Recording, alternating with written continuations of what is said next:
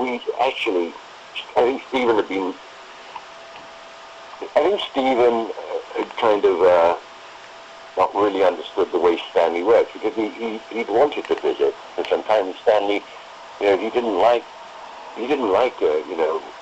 Diane Johnson never came on the set. Yeah. So who co-wrote the thing, once the writing was done, Freddie Raphael was nowhere to, went on Eyes Wide Shut. Yeah. Because the script could change, and some people are, of course, very attached and very precious about stuff, and then you've got to go through this, maybe this discussion or even an argument about, if something's going to be changed, and because Stanley, you take rip dialogue out, or just say, well, wait a minute, how would you say it?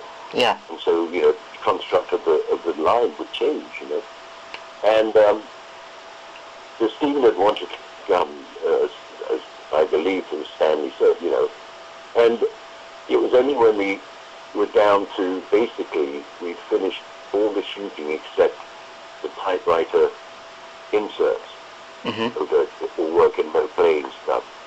And we were down to that, just one studio where all it was a table set up with the lighting set up, yeah. Tight lighting shots, Yeah. And Stephen turned up. It was just after lunchtime in the afternoon, I remember, and Stanley said we would take him around the set. Stanley didn't want to meet him.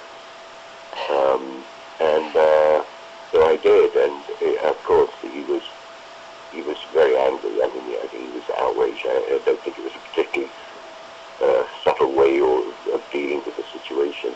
And really, that was a case, I think, more than anything, of two extremely big egos, and that's probably why Stanley kept it, the way he did, because he just didn't want to get engaged in, somebody who would feel precious about, about the story or the adaptations. As you know, Stephen made his own version of it.